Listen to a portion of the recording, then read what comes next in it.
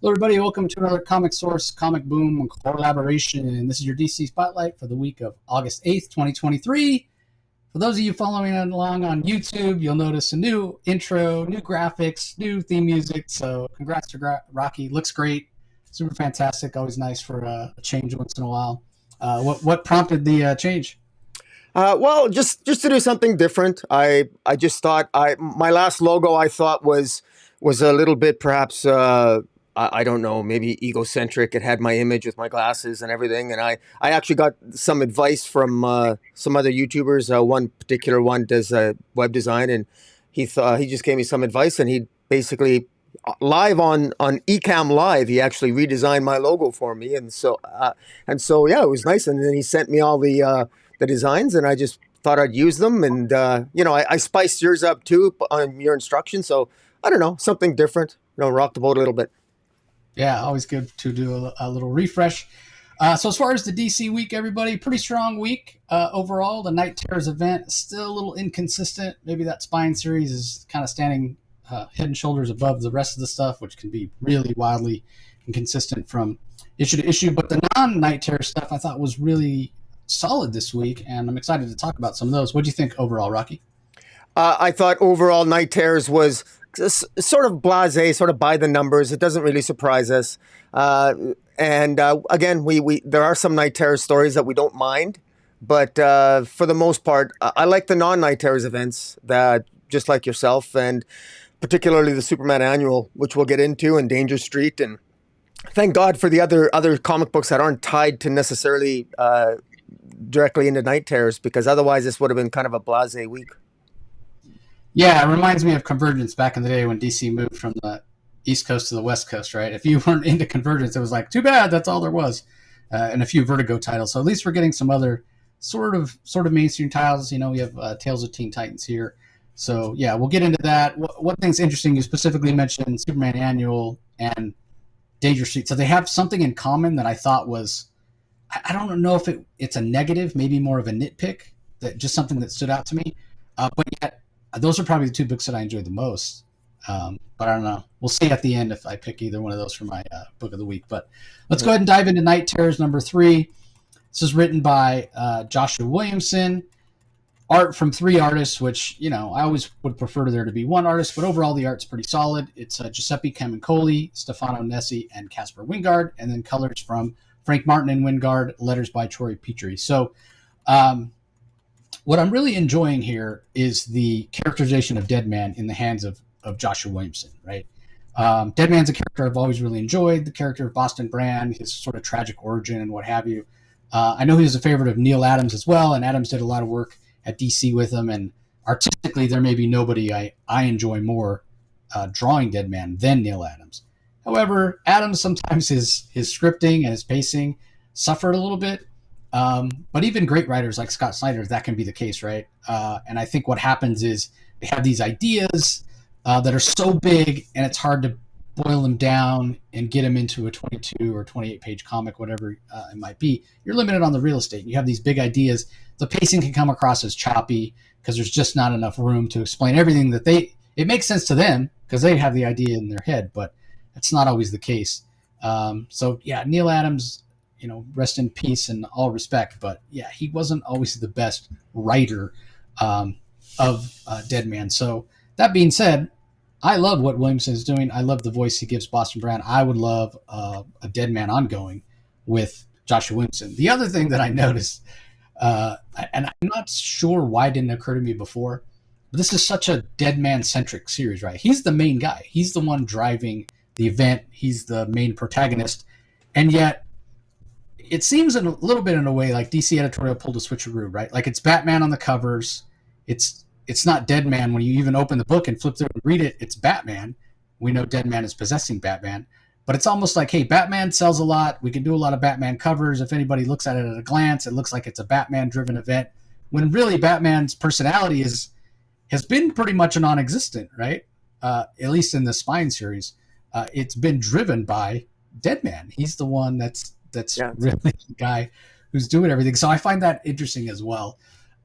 So in this issue, we see Damian Wayne and Deadman kind of comparing notes. They're looking for that Nightmare Stone. If it was in the waking world, seems like the Sleepless Knights would have found it. If it was in the nightmare realm, it seems like Insomnia would have found it. So they realized, in talking to Wesley Dodds and these two other characters comparing notes, saying, hey, maybe it's in this in-between realm, this limbo place that's between waking and sleeping. Deadman calls it the Hollow. And Wesley Dodds, who, as Sandman, had all these different sort of sleep gases, put you in a coma, can just knock you out for a few seconds, what have you. He has one that specifically will send people to the Hollow. So that's what he does. He sends Deadman in Batman's body and Damian Wayne to the Hollow. What's great about it, if you're watching on YouTube, it's there on the screen. They decide when Deadman is in the Hollow, he's not going to look like Deadman. He's not going to look like Batman. He's going to look like this hybrid between the two. So it's Batman's costume, but it's red like Deadman's. And instead of the bat symbol, it's a D for Deadman. And he's got the cape and everything, but he's got the giant pointed collar that Deadman usually has that I just love. I love the way Deadman's costume looks. It's so fantastic. So that's just a really cool artistic choice that they made, and I really enjoyed that. Good. So they do find the Nightmare Stone. What's interesting is when they come back, has the Nightmare Stone taken over Deadman? Is Deadman still in charge? Because he says, when they get back and he tells Wesley Dodds, we found the Nightmare Stone. We can use it to defeat Insomnia, and then all my dreams can come true. It seemed like something kind of strange, kind of out of character for Deadman to say. But the other thing that makes you wonder if this Nightmare Stone isn't the one actually calling the shots is when he says that, when he says, and then my dreams will come true, it's a close-up on Batman's face, Batman possessed by Deadman, and his eyes have been replaced by little glowing images of the Nightmare Stone. So clearly something going on here. We don't really know why the Insomnia character even wants the Nightmare Stone. I don't know if that's ever been made clear, but we did get some more background into the Insomnia character. We learned in this issue that something happened between him and the Justice League. We see him in some therapy session in Arkham Tower. The guy that's running the session says something like, you need to be able to get some rest and kind of get over the trauma and what have you. Let's talk it out. Because this guy hasn't been sleeping. He says every time he closes his eyes, every time he goes to sleep, he has nightmares of this event, whatever it was that happened. So when this guy says, yeah, you need to kind of get over it and get some rest and let your body kind of recover and forgive the Justice. Maybe someday you'll be able to forgive the Justice League. The guy freaks out, smashes a coffee pot over his head, and then takes one of the shards of glass from the broken coffee pot, uses it to cut off his eyelids, which is really gruesome. And that's why whenever we see Insomnia, he's got those scars around his eyes. If you're wondering, that's why. Because this guy doesn't even want to be able to close his eyes, because every time he closes his eyes, he sees this trauma. So I'm guessing it's some world-ending event, some alien invasion, something that the Justice League was fighting, and maybe his wife and kids got killed or something along those lines. Kind of tropey, but it does make sense why this guy has these delusions, right? If he's sleep deprived, that can cause all kinds of psychological problems. Thinks he's a god. He's really just this guy. Has some sort of dream ability to travel through dreams, some sort of power to do with dreams. So more context added in Insomnia. We still don't have the whole story, but setting up for what's to come. And again, I'm really enjoying the Spine series. It's all you need. All these ancillary series, I get it. Hey, it's a big event. Go buy all these other series. You really don't need them. If you want to go buy them, you want to read them, that's fine, whatever. But everything that's happening that you need to know is happening in this main series. And it's really borne out when we see so many of the other two-part series. They end, but they don't really end, right? They end, and then they say, to be continued in Night Terrors. Or, it's like we didn't really even get the end of a lot of those stories. And last thing I'll mention before I let Rocky give his thoughts on this issue is there is a Hulk 340, that real famous Todd McFarlane cover where Hulk is being reflected in Wolverine's claws. There's an homage to that from, I'm not sure who the artist is that did it. It might be Christian Duce, but usually when they do that, it'll say after McFarlane, and I'll call it out. It didn't. I think Christian Duce. It looks like Duce, yeah, Rex Locus. But regardless, that is a very homaged cover. It might be starting to catch Spider-Man 300 as the most homaged cover ever. But it's still really cool. The reason a cover gets the layout, the way a cover looks gets copied over and over and over is because it's so good, right? And this is clearly the case here. So, the other thing I'll notice about it is even the Night Terrors logo is that kind of bricked up logo that Incredible Hulk had at the time. So Yeah. same colors and everything with the red and the yellow. So yeah, overall a pretty strong issue for Night Terrors #3. What do you think, Rocky? Yep. Well, for that cover, the Night Terrors cover, imitation is, I guess, the greatest form of flattery, and Todd McFarlane has definitely been flattered quite a bit in the last few decades. But speculator alert as well. This is the first appearance, to my knowledge, of the House of Horrors. And we have the House of Mystery and we have the House of Secrets. Well, we have the House of Horrors that shows up within the Hollow. And it would appear that this House of Horrors is within the Hollow. And within the House of Horrors is where Damien and Deadman go, where they discover the Nightmare Stone. And it's interesting that that Boston Brand, that Joshua Williamson is definitely focusing, as you said, Jace, he's focusing a lot on Boston Brand, on Deadman, and Boston Brand indicates one of his deepest, darkest secrets was that he in fact suffered quite painfully before he died. Apparently he never told anybody that before, that, he always told people that he died instantly when he fell from the trapeze when he was murdered, but in fact he didn't. He felt the gunshot, he felt himself bleed out, he felt his body hit the ground, and as part of sort of like the ritual to obtain the Nightmare Stone, he literally had to tear his own body apart. So it was actually quite disgusting and quite horrifying, and yet Boston Brand did that. And then they managed to get, as you said, Deadman in the form of Batman managed to get the Nightmare Stone. Another thing that you alluded to earlier was just how interesting this Batman is when he isn't really Batman. And I think you kind of hit the nail on the head here, because I kind of like this, because normally I'm kind of glad this Batman is acting out of character. He should be. He's Deadman. But he's a little bit more interesting. He's a little bit more unpredictable. He's not as competent. He's got a little bit more of a sense of humor. And Damien is even frustrated with him a little bit. When he could tell that when Damien first arrived on the scene with Deadman and Sandman, he could tell right away that that his father wasn't himself, and so he knew his father was possessed. And Damien did explain that Damien apparently has been meditating for like days now, for the last 3 days, because he's using every meditation technique that he can just to prevent himself from falling asleep. So Damien is really sort of a wide-eyed wonder himself. And so there's explanation for everything. Compelling mystery. What the hell happened between Insomnia and the GLA that this origin of Insomnia? He was a patient at Arkham by the name of Christopher. What the hell did the Justice League do to him that he will refuse to forgive them? We don't know. That he's insane if he cuts off his own eyelids. So it's intriguing. It's intriguing. I'm kind of curious to see where this goes. I think we only got one issue left in Night's End, issue 4. So this is probably going to have to wrap up kind of quickly, but that's all right, I guess. No question that if you're just coming into Night Terrors, you don't need to read any of the tie-ins. You really just need to read the series proper, like you said, and that's probably a good thing, and probably a good short and sweeter story that gets to the point, and you get some good characterization of a character that we don't see much of anymore, and that's Deadman. But yeah, not bad. Yeah, again, I'd love to see Williamson do a Deadman ongoing. I mean, the thing, as much as I love Deadman, the thing about him though is he can be kind of one note, right? He just has one thing. He can possess bodies, and those bodies will have, greater reflexes and strength and what have you, but they're still limited.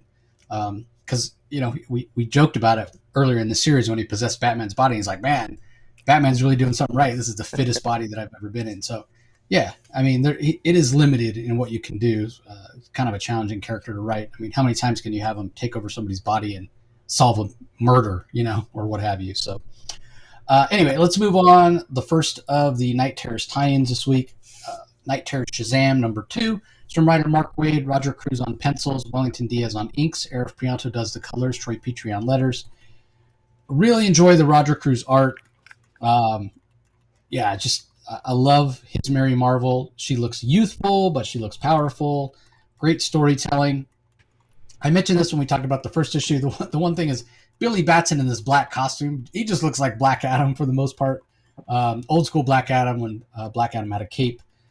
Recent years, he hasn't had a cape. So that's interesting. I enjoyed what Mark Waid is doing here. We've mentioned this before when it comes to these nightmare Nightmare Terrors or Night Terrors tie-ins, the best ones are the ones that are still moving their own story forward, that are still being additive and adding context to the story they're telling in the regular series. And that's certainly the case here, because we see Mary Marvel, we see some of the other Shazam family.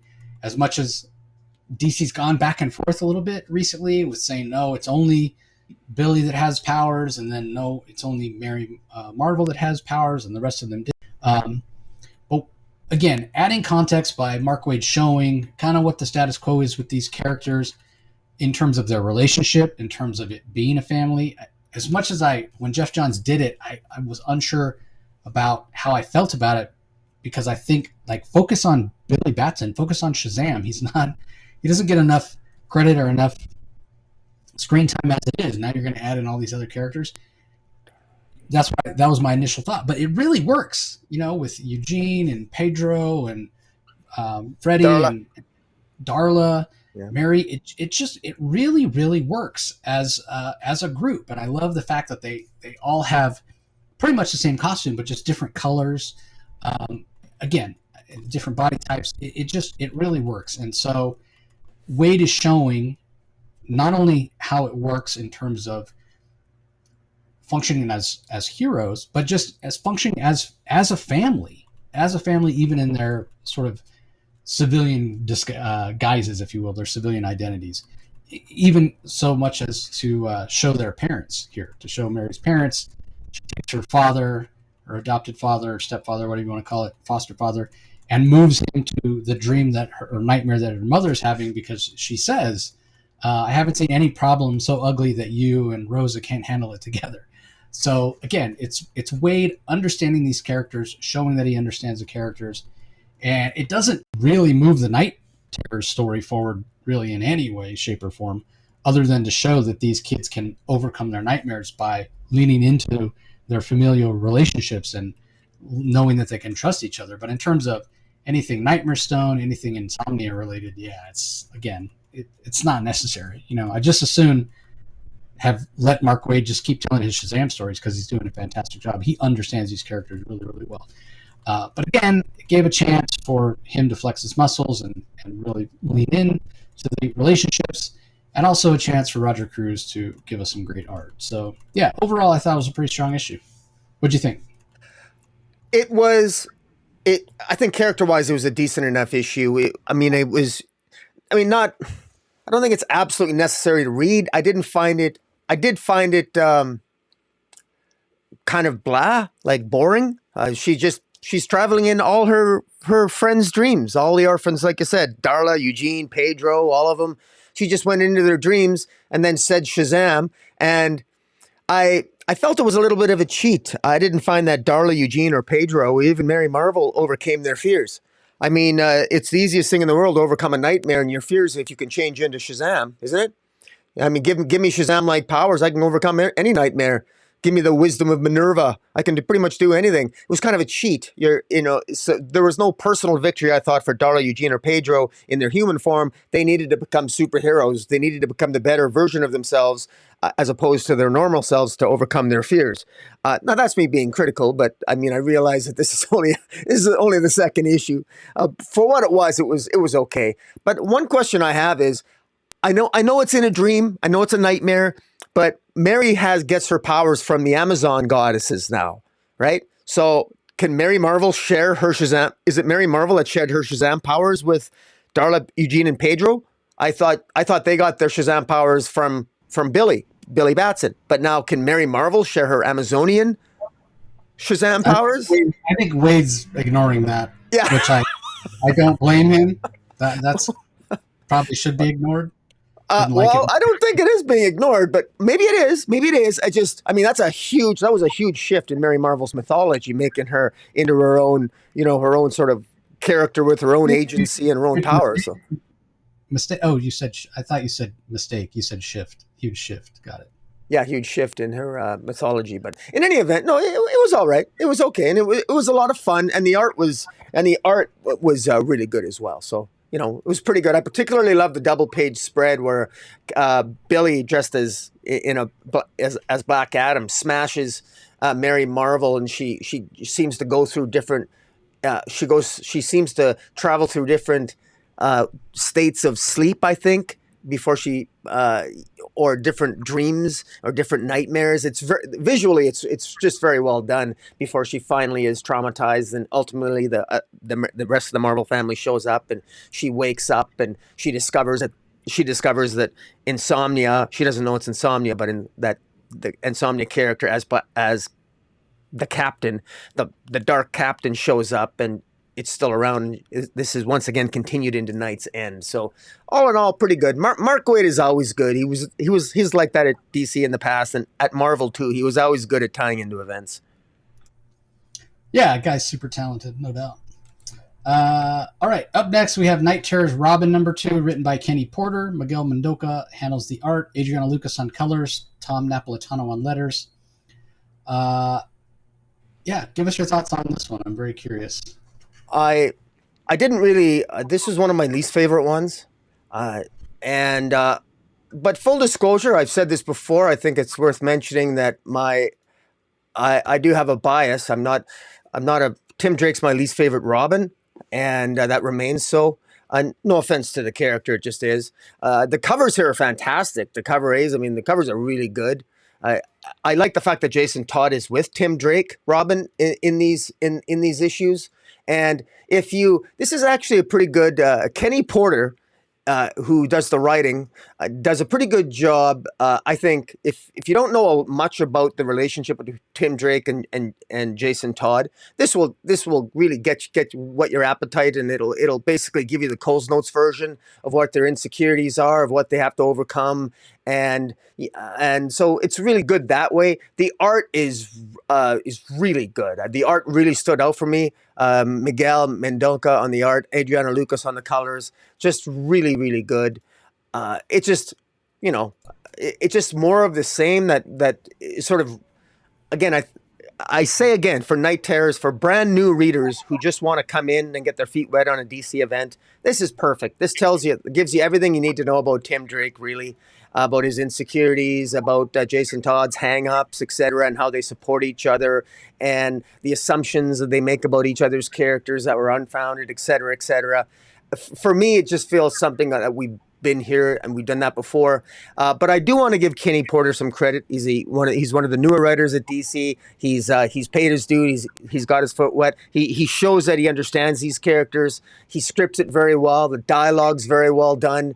Whether it's scripting a conversation between Tim Drake's dead father and himself, or Jason Todd dealing with his hang-ups as being the worst Robin, and just the way that they work together to ultimately come out of their dream and work together at the end to ultimately wake up out of their dream, where Jason Todd, where they wake up where they were at the beginning in issue 1 of Night Terror's Robin #1, where Jason Todd was reluctant to ask Tim Drake for help, but he continues to ask for help at the end of this with some crime that's taken place on the docks, and Tim Drake's on his way, and that's how it ends. So it's, these are two members of the Bat family that have successfully overcome their nightmares. And remember that Tim Drake was one of the only persons who, through detective work, was able to deduce that they were in a nightmare through deduction, and so showing his detective skills. And if you're a fan of the first one, you're going to be a fan of this one. So again, it's well written, it's well done. I just, for me, it just, I've read this story before, but I feel compelled to give credit to Kenny Porter. He did a really good job scripting it, and the art's really fantastic. What about yourself? Yeah, I kind of feel exactly the same way. I think I enjoyed it a little more than you. The strength of this issue is 100% all credit to Kenny Porter and Miguel Mendoza, and the colors by Prianto as well. This book is all about the relationship between Jason Todd and Tim Drake. Whether you know them well or not, you're going to get something out of this issue. I think the strength of this issue and the legacy, if you will, of this issue, not that, it's some key issue that's going to be worth a ton of money or whatever, but this is such a great reminder and such a great story from Kenny Porter, and everything is laid out so easily for writers to go back and reference this in the future. Like, if you want to explore this relationship, or if you just want to have these two characters in the same book interacting with each other, this should be like a must read. Like, okay, if you're going to work on these two characters, go read this issue that Kenny Porter did. This is the way these characters relate to each other.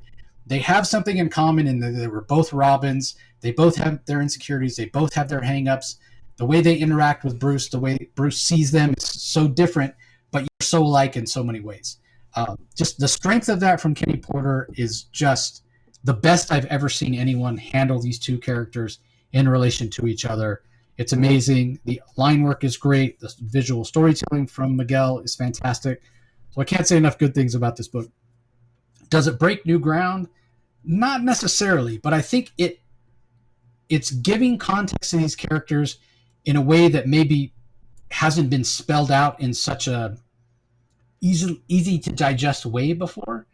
And I say that easy to digest way. Well, if it was easy, then wouldn't everybody do it all the time? Well, maybe it's just not necessarily a lack, or just the balance between getting emotional storytelling, impactful storytelling, exploring relationships, and having to make a great comic story. It's not always the easiest thing to do.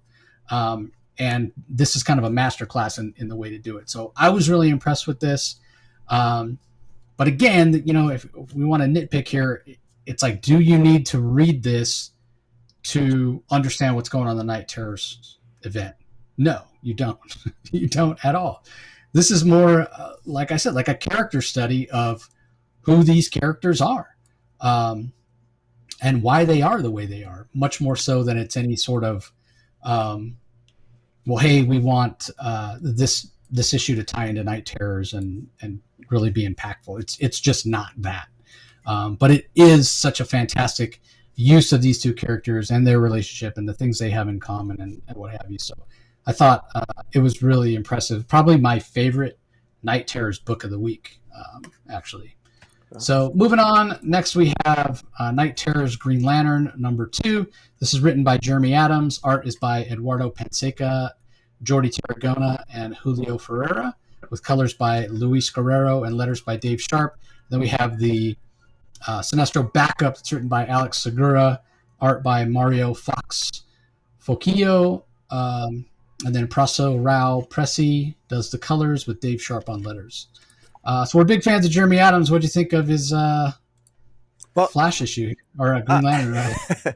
Well, he did exactly what he said, what he hinted to Trevor and I back when he was in Calgary Expo, and because he expressed shock that as if any character who purports to give nightmares is going to scare Hal Jordan.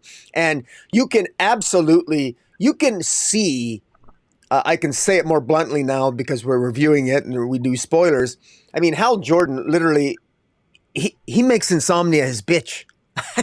I mean, Insomnia is afraid of Hal Jordan by the end of this issue. I mean, Insomnia actually yells at Hal Jordan, who's chasing him by the end of this issue, saying, "Who are you? What are you?" I mean, Insomnia throws everything at him, and Hal just sort of he literally smirks. And Insomnia says, "Why are you smirking?" I mean, he throws everything at him, from his family, nightmares of his family, the death of his father, to Parallax, to all the stuff you could imagine if you're familiar with Green Lantern lore. And none of it phases him at all. I mean, he actually has fun with it. Hal Jordan is having fun with this.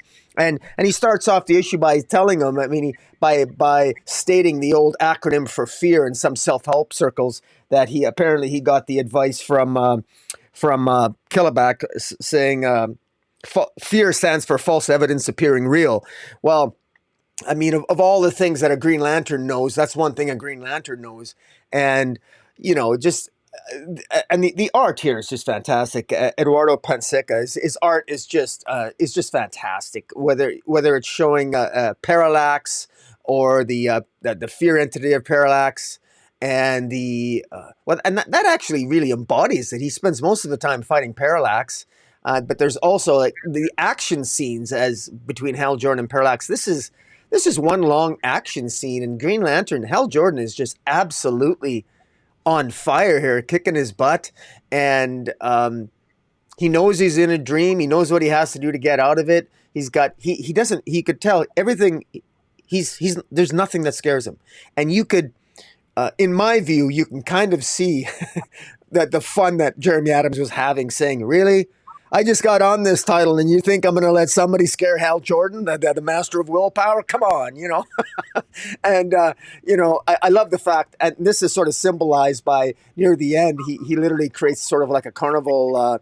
Where you take the hammer and you slam it down and you try to get try to ring the bell at the top of the weigh scale, and he makes the whole thing as kind of a joke to him, and in fact it reminded me a little bit of almost a little bit like what is it, Rick and Morty.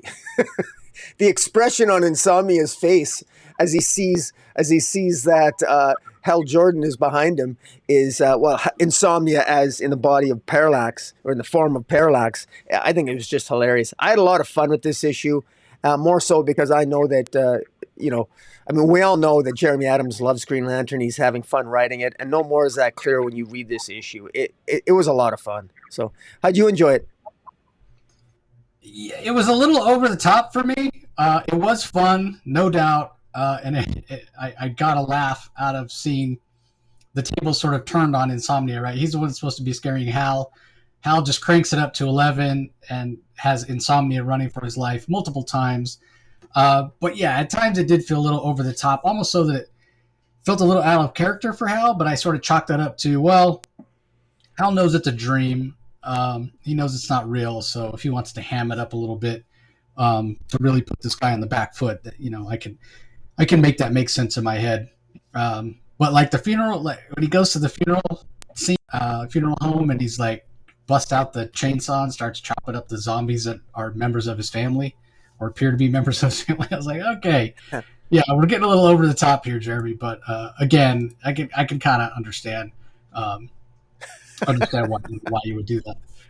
But that being said, and as much of a fan of Jeremy as I am, and love his storytelling, for me, the strength of this issue is the art, right? I mean, the art is just amazing. It's just so good.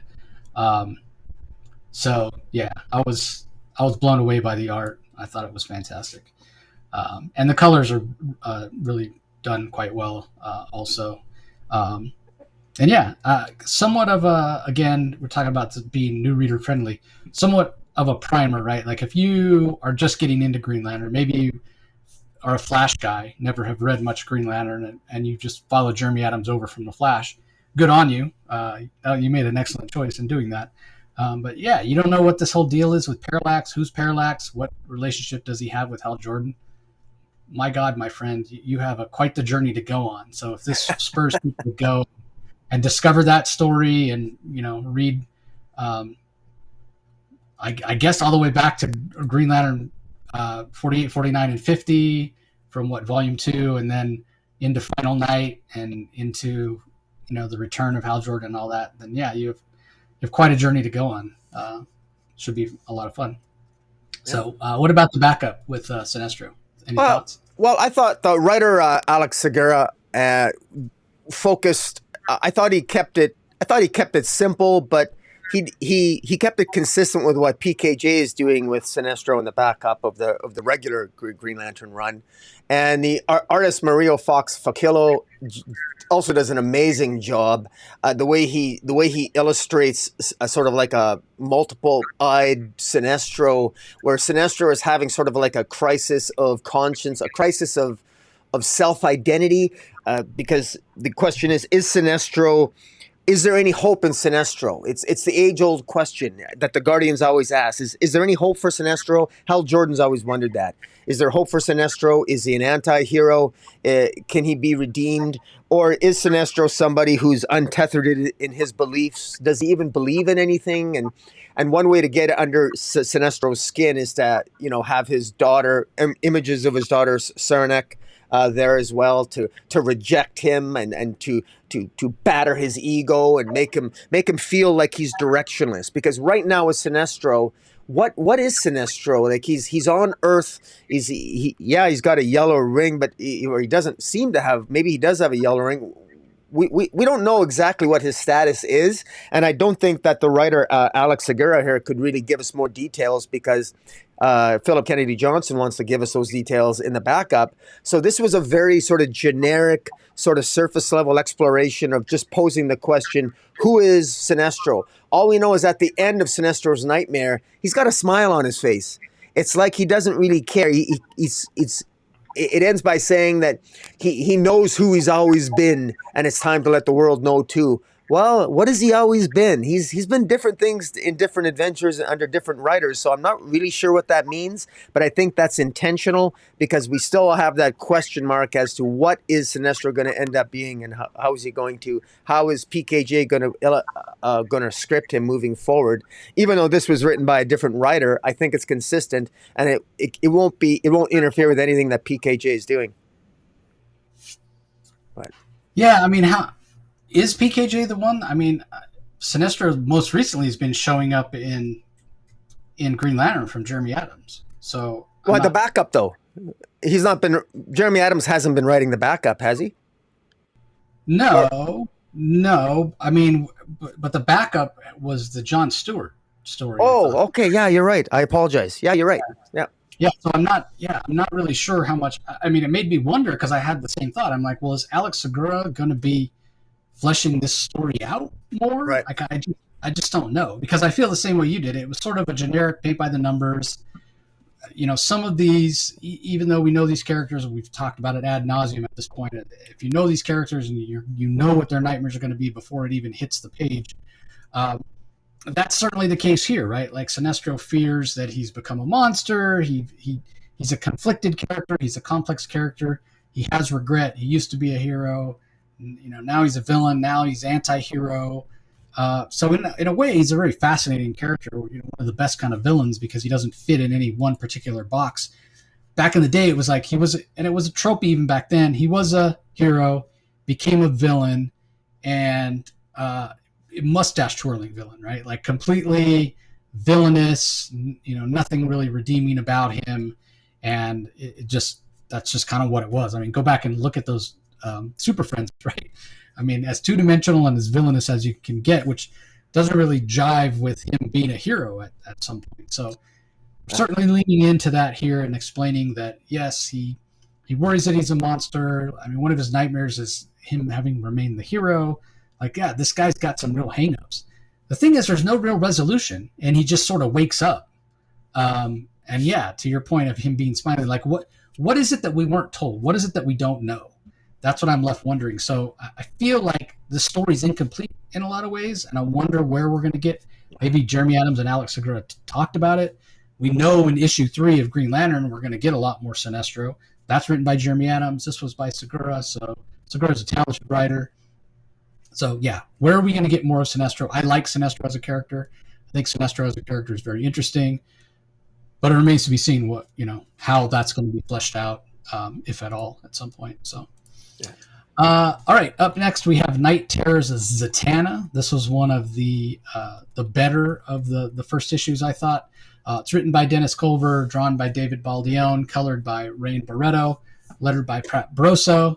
Ended on the cliffhanger last time of Robot Man, who Zatanna sort of inadvertently summoned. She just said, "Bring me a champion," in her backward speaking way, and who she brought was Robot Man.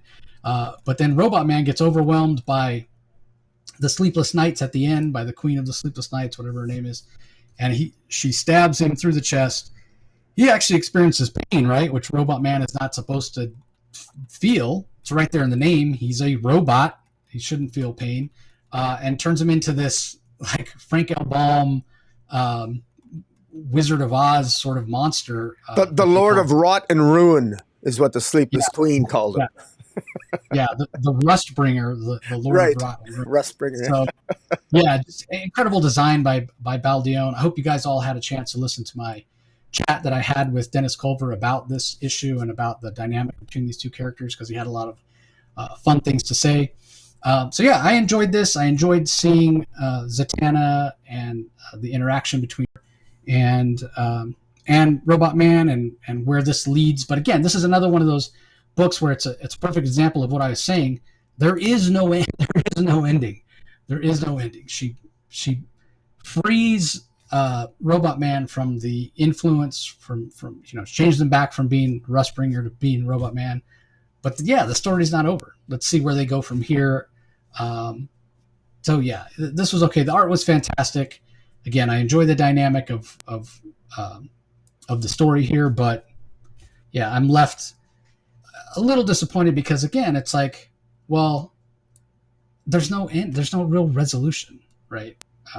But I did enjoy Zatanna as a strong character in the hands of Dennis Culver. I did enjoy the relationship we had last issue between Robot Man and Zatanna and how it's established. And then here, when Robot Man is freed from the Sleepless Nights influence by Zatanna, and Zatanna offers for him to be returned from where she got him, and he's like, no, I want to stay with you. I want to see this through. So yeah, I did enjoy that aspect of the story. What were your thoughts on it? I thought that I thought it was interesting that once again we have another hero who I mean we have the Sleepless Queen, Maiden Iron, and Sir Morbid, which I love those names. Cool names for characters. Sir Morbid, Maiden Iron, Sleepless Queen. That's kind of cool. But they don't. Their belief in magic is not as powerful as Zatanna's. Zatanna literally lets herself get stabbed by the sword that was used to convert Robot Man into the Rustbringer, and she literally pulls the knife. She pulls the sword out of herself because she just created some massive illusion because her belief in magic is more powerful than the Sleepless Queen and the Maiden Iron and the Sir Morbid all combined. And so really she makes about as she makes, it's kind of a joke. I mean, it's sort of like how Hal Jordan made mincemeat of Insomnia in his adventure with in Night Terrors. Zatanna is just kicking ass in her Night Terrors, and because her belief in magic is far more powerful than Insomnia, it would appear, and all his minions. And I thought that was pretty cool. Now, how exactly, what's going to happen? I mean, I love the fact. What I like about this, and your interview with Dennis Culver, I mean, he basically reiterated that, and so did you in your compliments of his idea here. The whole idea of like hex and violence, I mean, it just rolls off the tongue. Robot Man and Zatanna, who would ever think that those two would be put together in an adventure? And bloody hell, it kind of works in a crazy kind of way. And I suppose Robot Man is used to having very strange teammates. So Robot Man working with Zatanna and Zatanna working with him. Zatanna might not be used to working with strange people, but well, on the other hand, she probably is. I mean, she is a member of Justice League Dark after all. She normally hangs around with a talking monkey and a very sarcastic certain John Constantine. But yeah, it works. This definitely, again, did much happen? No. Story-wise, not much did happen. Although I will say, I like the idea that I'd like to see Sir Morbid, Modern, and the Sleepless Queen sometime in the future. I actually like the characters here. The potential for these characters to be elaborated on and actually gain more prominence in the future is what I like. And this whole idea of Zatanna and Robot Man, that's such an eclectic idea. I wouldn't mind seeing Zatanna over in the pages of Unstoppable Doom Patrol Volume 2, which will hopefully come out after Volume 1. But we'll have to wait and see. Sorry there, you're on mute. You're on mute. Yeah, I would like more Zatanna written by Dennis Culver. He does a fantastic job. So, well, yeah, we'll have to wait and see if that's in the cards. All right, up next, our last Night Terrors issue. Night Terrors, The Flash #2, written by Alex Packnadel, art by Daniel Bayliss and Tom Derenick, colors by Igor Monte and Pete Pantazis, and letters by Simon Bolin. What do you think of this? I actually really enjoyed I thought the art here was extremely graphic. I got to say, cover A. I didn't like the cover of cover A. The alternate covers, cover B, C, and the ratio covers are all really good. Unfortunately, the ugliest cover is literally cover A, which is so unfortunate because it just doesn't work at all, and it doesn't even look like it has anything to do with the actual story. But the other covers are fantastic. The one in 50 in particular is great. But the story itself, writer Alex Packnadel, I thought I enjoyed what he did here. The two artists, Daniel Bayliss and Tom Derenick. Man, Barry Allen is racing back in time to he's racing back in time to the Speed Force to continue to try to save Wally West, who was essentially killed at the hands of Gorilla Grodd.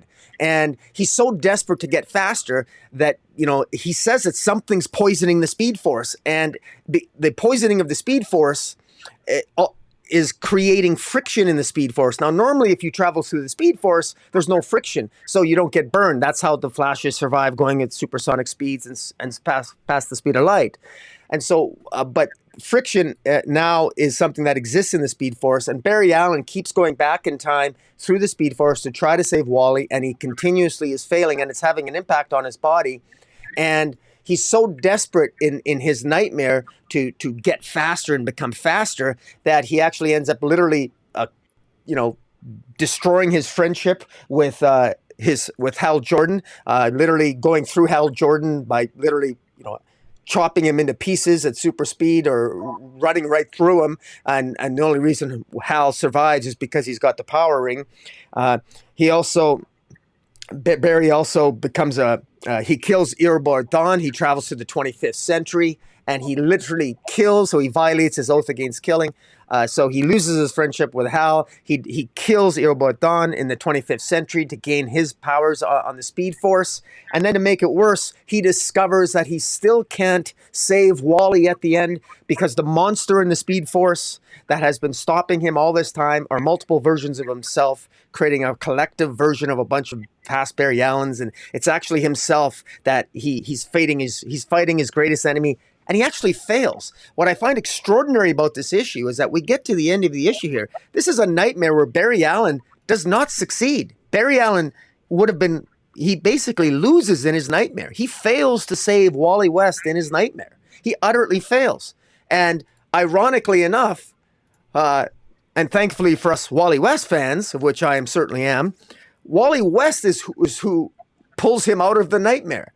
And so Barry needs to be saved and pulled out of his nightmare from Wally West, who ironically enough is faster than Barry and is managing to catch up to Barry because Barry is running around the world in a dreamlike state, and only of course Wally can catch him because Wally is, as Wally says to him, "I'm faster than you are," and I like that.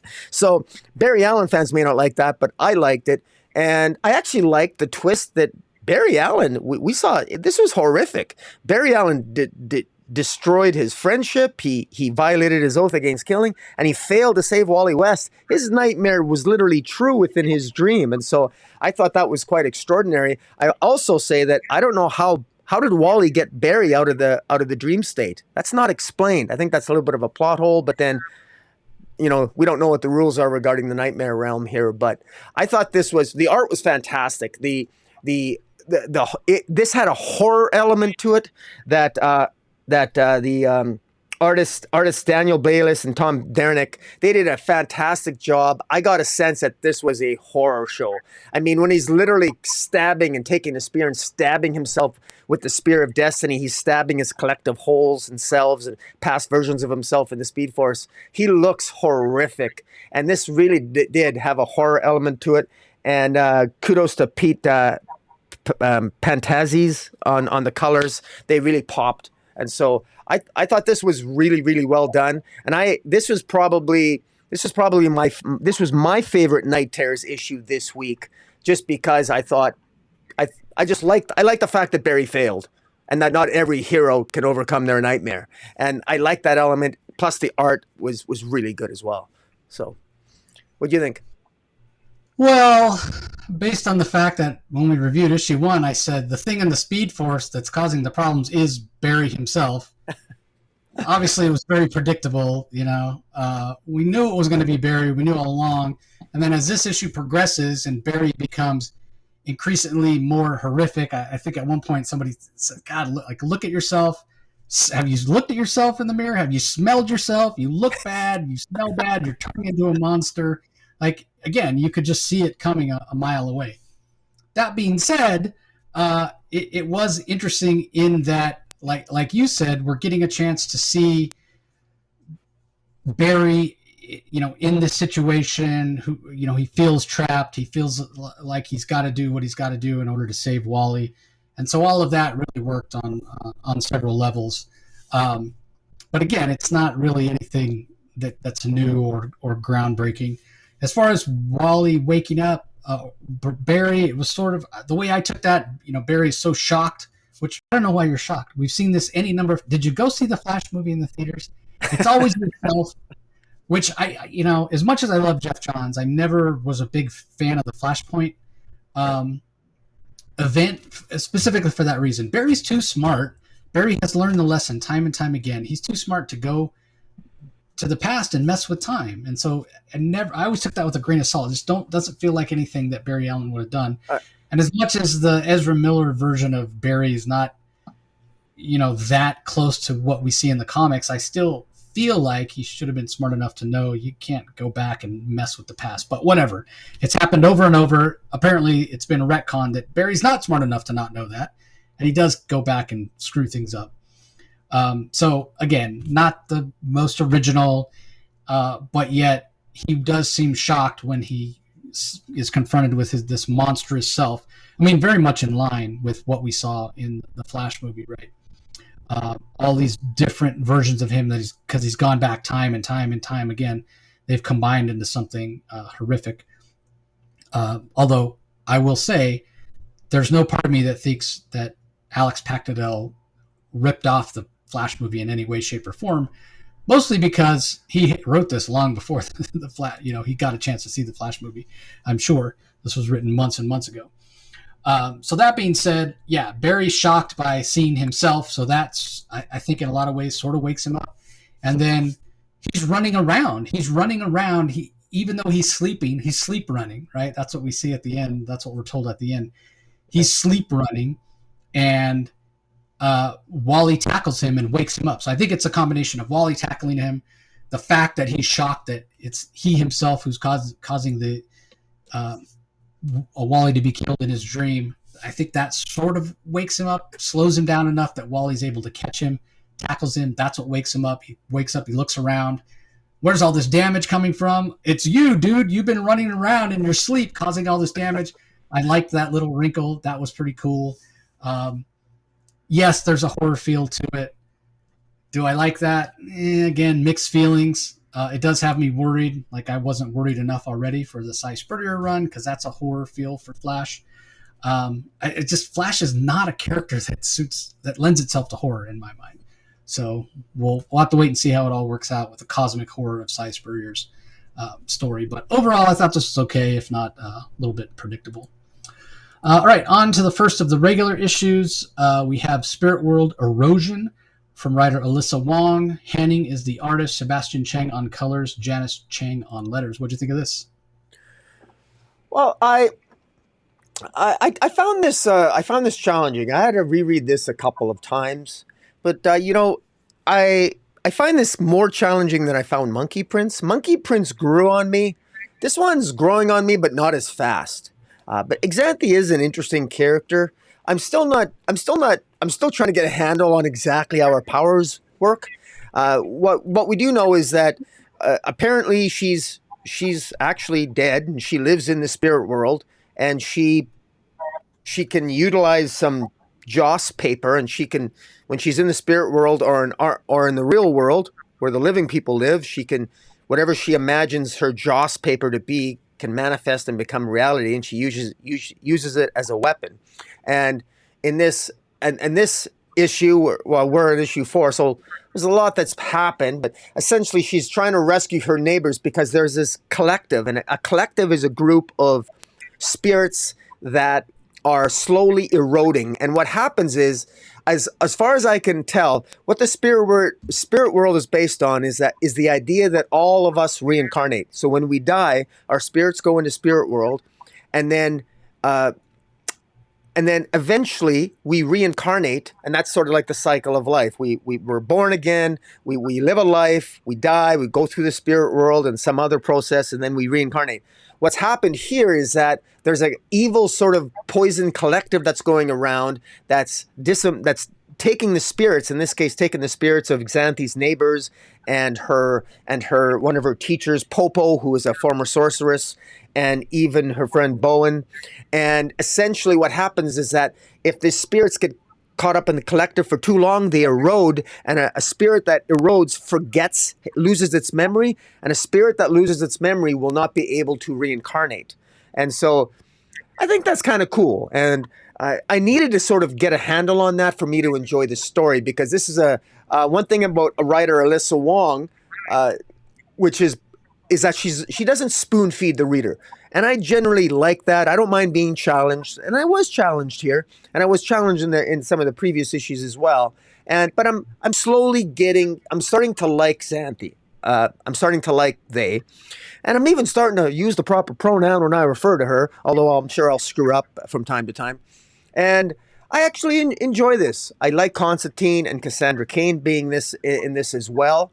Xanthi even manages to acquire what might be a future sidekick at the end of this issue. And there's some tragedy at the end of it. Her friend Bowen, or their friend Bowen, happens to be possessed by the collective, and the only way to defeat this collective is to actually go to the Jade Tower. And the members of the Jade Tower are sort of like the evil government, the evil people that control the spirit world. They're sort of like a corrupt government, and Sorcerer Popo doesn't want to have to team up with them, but it looks like there's gonna be a team up. So Xanthi next issue, along with Cassandra Cain and John Constantine, will be teaming up with the members of the Jade Tower, and maybe one of the other questionable characters, I forget his name, in order to defeat the collective. And I still don't quite have a handle on how all these moving parts work, but it is intriguing. And in fairness, I have to hold myself accountable, because this is only the 4th issue. This is a brand new mythology for me, and I gotta remind myself that there was a time when I was 7 years old, and it took me more than 4 issues to get a handle on the Legion of Superheroes. So I think I can cut Alyssa Wong some slack. I enjoyed it. It's not bad. Yeah, I sort of feel the same way. It is new mythology, new world, new characters. So you've got to, take the time to kind of understand and see where she's coming from. That being said, I think this is a perfect example of what I was just talking about before with like Neil Adams and Scott Snyder and what have you, where Alyssa's ideas are so big, there's just probably not enough real estate, especially because, unlike something that was done before with those creators that I just mentioned, working on Dead Man, or in Scott's case, specifically I'm referring to the Dark Knight's Death Metal series, which obviously was huge and had a lot of characters. But he's just doing Dead Man or just Batman and Robin or what have you. Alyssa has a pretty big cast of characters, right? We have John Constantine, we have Cassandra Cain, we have Popo, we have the other her other allies in the spirit world, plus Xanthi herself. So, and again, she wants to tell a story she wants to tell, but real estate is limited. So this series, unfortunately, has suffered from a little bit of an inconsistency of pacing. And I go back to, I think it might have been in the end of the first issue or the second issue, where it ends on a cliffhanger with Xanthi being discovered in the living world by her mother and being like, "What, you're still alive?" And then the next time we see her, they're sitting at the dinner table having a meal. Like there's some stuff there that we missed. There's some stuff that happened in the meantime that we didn't get. Just because there's, I think, not quite enough space for her to tell all the story that she wants to tell. So again, I'll cut her some slack. This is entertaining. The art is absolutely amazing. Color work, absolutely amazing. One of those ones where I feel like I'm going to go back and reread it when everything is said and done, and I'm going to get a lot more out of it at that point. But we'll have to wait and see how it all wraps up and how satisfactory it feels. Okay, up next we have Batman Incorporated number 11. I think this is the penultimate issue. There's one more to go. Written by Ed Brisson. John Timms, Sergio Acuna, and Nicola Semeja are the artists. Rex Locus on colors, Clayton Cowell on letters. I thought this was fantastic. It was action-packed. It was a ton of fun. yeah, there was nothing about it that I didn't like. It was just a heck of a lot of fun. Um, these members of Batman Incorporated, they're clearly dealing with a lot, if you will, um, and it's clear that uh, they don't agree, they don't see eye to eye. But that's kind of the point of Batman Incorporated, right? Like all these different characters having been brought together by this by Batman to basically justice in the right sort of way. Um, and that means no killing, right? Well, unless killing is the only thing you can do in order to save the day, right?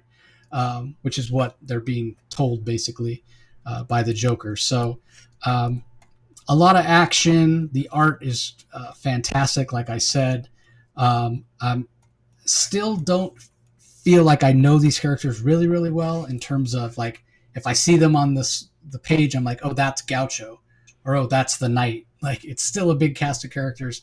I'm still trying to figure out who they are in terms of visually identifying them and what have you. But on the other hand, character wise, personality wise, I do feel like Risson's done a great job of establishing who they are, and I'm kind of starting to be able to predict how they'll react in any given situation. The other thing I like about it is this series. It could have leaned into just being a Ghostmaker series, which is kind of how it felt, maybe like it was headed toward. But Bresson did not do that in any way, shape, or form. I would argue that Ghostmaker has like the least screen time in this issue and the least development, which is perfectly fair and justified because he's had the most outside of this series previously. So we already kind of know who he is. So yeah, 100% spend your time on the other characters. And Bresson does that, and he does it to great effect. So I'm sad that there's only one issue left because this has been a fantastic series. And, that's me saying it when the second arc in the series, the final arc in the series, is Joker-centric. Except it's not, right? Like, the Joker's pulling the strings, but he's more like a plot device. We're not getting over-the-top Joker. We're getting these other Joker characters that are inspired by him that, in my mind, are far more interesting than him. They are sort of taking the stage. And I really enjoy that. The other thing that I noticed, and this happened a few years ago, that the Joker has one pink eye and one green eye. That didn't used to be the case back in the day. I don't remember when it happened, but apparently it's canon now because everybody draws him that way. Yeah. And he used to just have two green eyes. I don't know why they did that. I don't know what the decision was. I think wasn't it Scott Snyder's run where he the Death in the Family, wasn't it Death in the Family with Joe the Plumber? Wasn't that? Yeah, it could have been. I remember the first time I really started noticing it and it started bothering me was in the James Tynion Joker series. That was really a Gordon series. Yeah. But anyway, it's just a little nitpick I have. Like, really? Do we really? The Joker's not weird enough looking as it is. We got to give him, what is it called? Heterochromia or whatever it is. Yeah. Anyway, I'm enjoying this series. Again, this is a perfect example of why I'm such a big fan of Ed Brisson. The guy's just a fantastic writer. What were your thoughts on it? Well, I tell you, there is only one issue left, and Ghostmaker is sort of like at this point.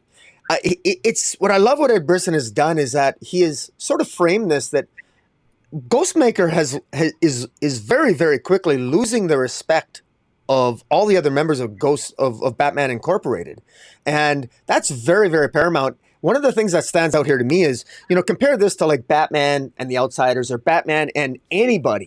Batman always has respect. Even if a character doesn't like Batman, even if teammates don't like Batman, the guy's got principles. You don't basically, you're not going to defy him. This is something where, Ghostmaker basically is putting it out there saying, look, the Joker said, if we don't do this, if we don't kill this, we're going to kill people. So we have to kill all of Joker's minions. And I mean, of course, we can't imagine Batman ever playing that game. And frankly, neither can the members of Batman Incorporated. But Ghostmaker is failing here, and failing rather spectacularly. In fact, it's the Batman of China who holds him accountable, because Batman, the Batman of China, his sister is Alpaca, and Alpaca is the one who she almost looks like she's got like some rabbit ears on top of a hoodie, and she's one of the Joker's minions, and um, and and she doesn't believe that. I mean, she doesn't think that there's an explosive device in her head, and she has an agenda to basically kill people. I mean, she's clearly insane. But Batman of China, her brother, wants to save her, but Ghostmaker doesn't want to do that. Meanwhile, we got El Gaucho. We got, pardon me, Grey Wolf and the Knight trying to dissect the one of the computer chips that Die Laughing, the member of Joker Incorporated, gave to them, because Die Laughing betrayed the Joker and saying, "Oh, this is how you stop it." And so they're trying to figure out that to affect the signal so there won't be any exploding heads. Meanwhile, Dusty Bronco is fighting off against Raven Red. Dusty Bronco killed Raven Red's father, and we got the origin. Somehow Ed Brisson managed to find space in this issue to give us the origin of Dusty Bronco, who was, surprise, surprise, a rodeo clown who was so beat up as a rodeo clown he needed drugs to basically keep himself, pain free. And in making a drug deal for some painkillers, he ended up getting beat up by Raven Red's father, and quite badly by the looks of things. And so Raven Red, it's going to be interesting to see if Raven Red follows through at the end of this issue with actually killing Dusty Bronco. I suspect not. I think that Raven Red may have a different approach to perhaps Raven Red's father used lethal force, and Raven Red is going to take a different path. We'll have to wait and see. But I thought it was really well done. Charles de Gaulle is in Paris fighting Night Runner, and El Gaucho takes out El Paco, and the Batman of China tells his sister the truth about El Paco the truth about the Joker, but she doesn't believe him. And so it's still an absolute mess. But somehow Ed Brisson manages to put this all together. This is going to read even better as a trade. I read this multiple times, so even though when I'm ranting like this or raving like this is intended to be a rave because I like this. It may not sound like that the pacing is as good as it is. I think it's very well done for all these moving parts. The tension here is really building, and I'm really curious to see how this ends. And what is the Joker's agenda? I think it's becoming clear that the Joker's agenda here is to make Ghostmaker, to say to Ghostmaker, and you've said this before, we've talked about it before, other reviewers have also. This is the Joker saying, Ghostmaker, you think you can run Batman Incorporated? Give it up. And the Joker, I have to say, has been tremendously successful. Ghostmaker really is a failure here. I'm disappointed in Ghostmaker. I remember that Chip Zdarsky series. I thought Ghostmaker was more competent than this. I thought he was more competent than this and maybe, but it's almost as if Ghostmaker is panicking. He's afraid. He's not as competent. He's not as good as Batman, and that's fairly obvious. But yet you look at all these other members like Knight and Grey Wolf and the Batman of China. These are individuals who that are willing to give their lives, and in fact, some of the Batman members of Batman Incorporated have already given their life on that principle. And the cowardice of Ghostmaker here, the moral cowardice, the failure, I think, is really paramount here. And the big test next issue is to see if Raven Red's going to follow through in killing Dusty Bronco. And so, kudos to Ed Brisson here. And God, we got to give John Timms and Sergio Acuna and Nicola Sesmazija, artists, have done a fantastic job. I got to admit, I would never have guessed there was 3 artists on this comic as I was reading it. I mean, I'm sure if I scrutinize it now, I could distinguish it, but I thought it was seamless to me artistically from page to page. I just thought it worked really well. And the 3 different artists, because we're dealing with different geographies and different demographics in terms of different parts of the world where these adventures are taking place, it really works well. And so, yeah, I mean, I got to sing its praises. It's a good issue. Yeah, I'm laughing out loud as you're talking about it here because the names of the members of Joker Incorporated, Charles de Gaulle, yeah, Dusty Bronco. I mean, just hilarious. You're right about the art.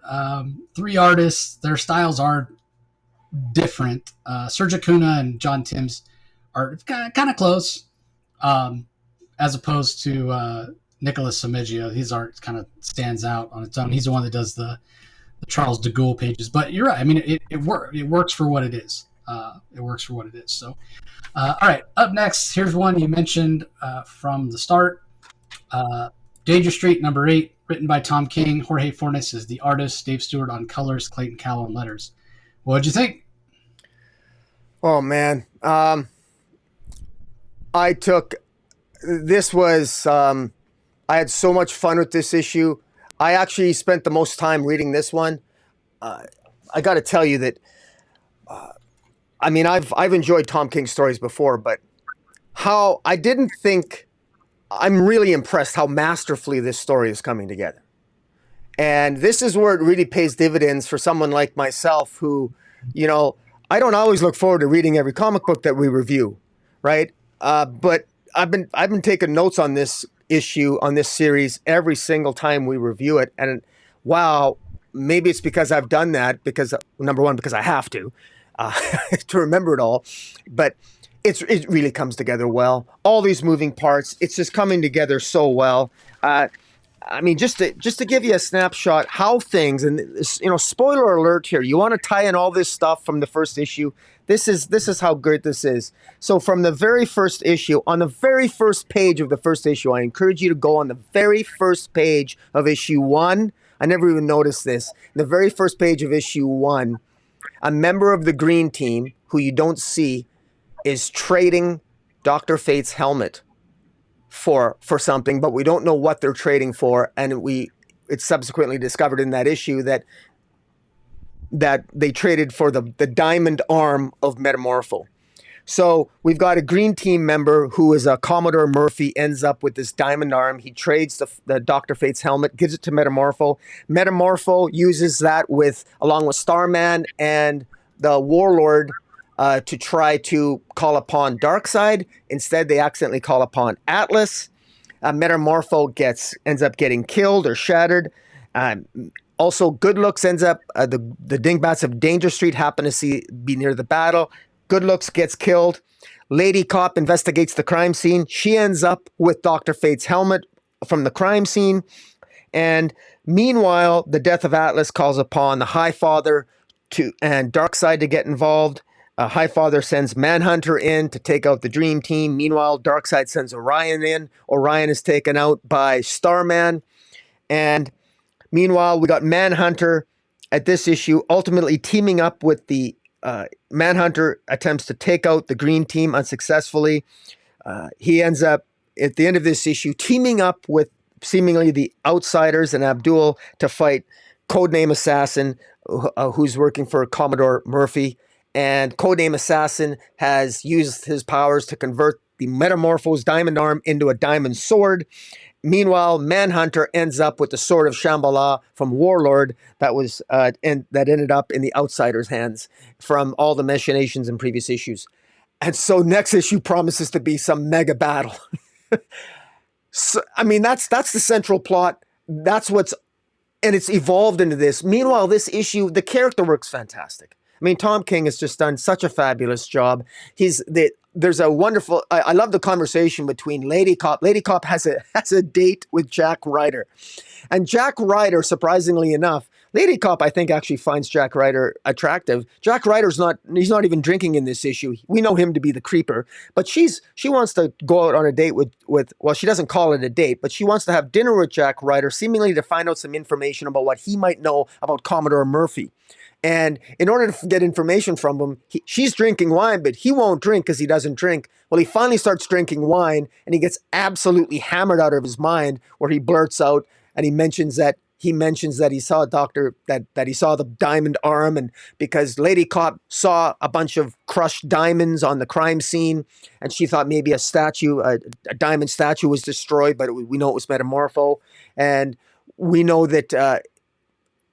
Jack Ryder mentioned that he had the Dr. Fate helmet is no longer there, so maybe he traded it for that. And so she's piecing all this together.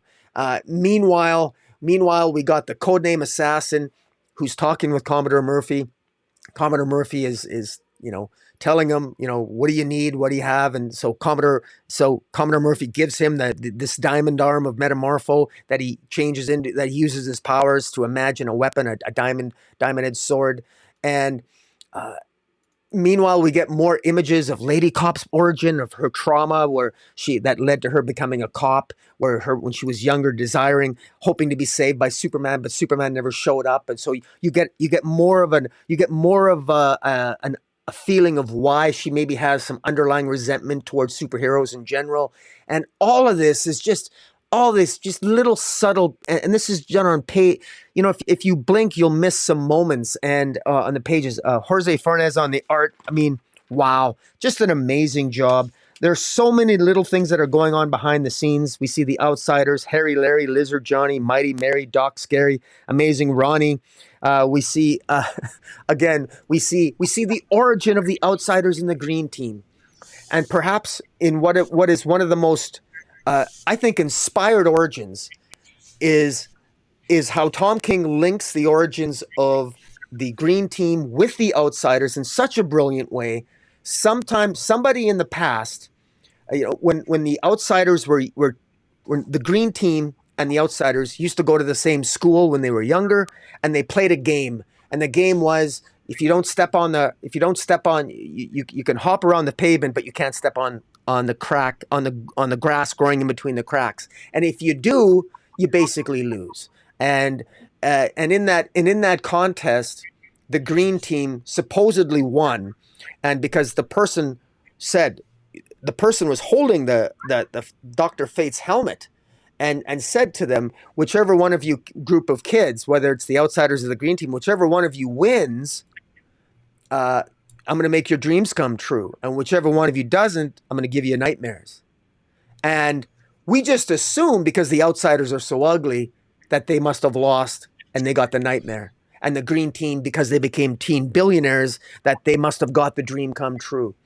But Tom King, of course, flips the script, and in such a brilliant manner, and it really is to be read, to be appreciated for what it is.